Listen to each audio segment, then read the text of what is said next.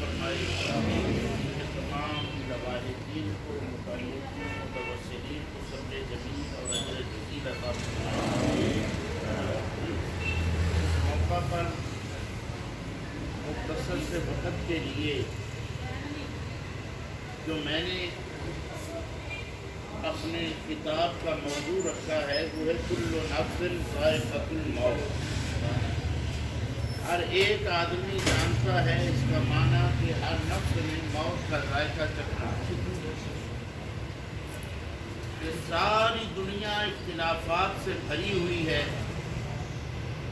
ہر آدمی دوسرے سے اختلاف رکھتا ہے، ہر مزاج دوسرے مزاج سے اختلاف رکھتا ہے۔ کائنات پوری کی پوری اختلافات کا شکار ہے، لیکن یہ موت ایک ایسا امر ہے جس پر کسی کو کوئی اختلاف نہیں۔ کوئی خدا کو ایک مانے نہ مانے اختلاف رکھتے ہیں، کوئی نبی کو مانے نہ مانے اوصاف و صفات کے ساتھ اختلاف رکھتے ہیں لوگ، لیکن موت ایک ایسا امر ہے اس میں کسی کو کوئی اختلاف نہیں۔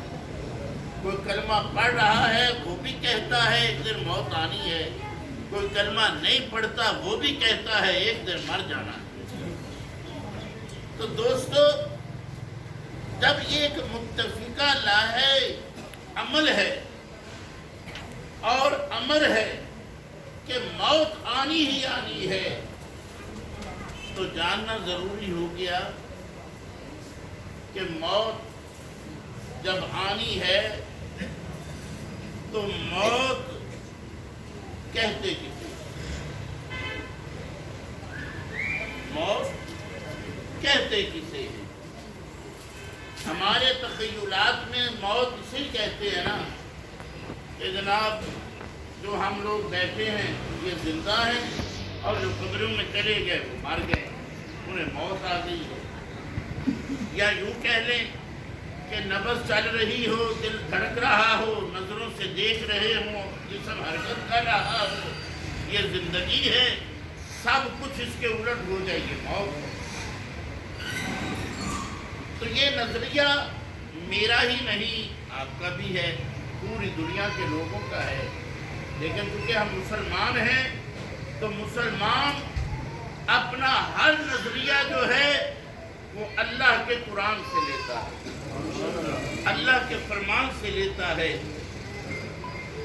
پوچھتے ہیں اے اللہ کی قرآن بتا، جو موت ہم سمجھ کے بیٹھ گئے ہیں کہ ہماری نبض رک گئی، خون کی سرکولیشن بند ہو گئی، چلنا پھرنا رک گیا، دیکھنا بند ہو گیا، اسے ہی موت کہتے ہیں۔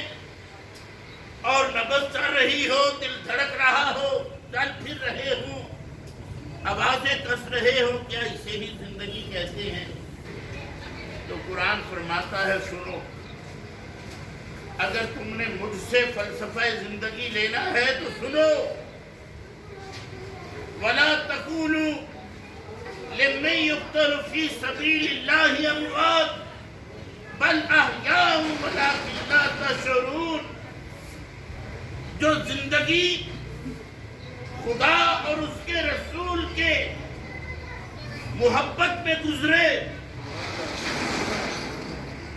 جو شخصیت اپنا لمحہ لمحہ اللہ اور اس کے رسول کی محبت میں گزارتا ہے، اس کی نبض رک جائے، دل کا دھڑکنا بند ہو جائے، خون کی سرکولیشن رک جائے، اس کا چلنا پھرنا رک جائے، چار پائی پہ سکتے کی حالت میں ہو جائے، یا اس سے بھی بڑھ کے کہ اس کے اعضاء جسم کے ٹکڑے ٹکڑے ہو جائیں، اور وہ ایک ایکڑ پہ نہیں کئی ایک رسول والا تھا۔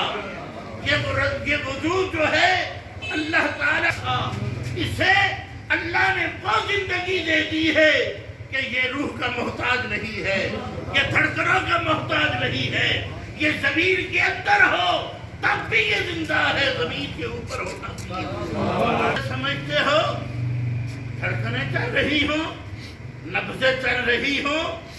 सुनो फिर, ऐसा ही हुआ मेरे आका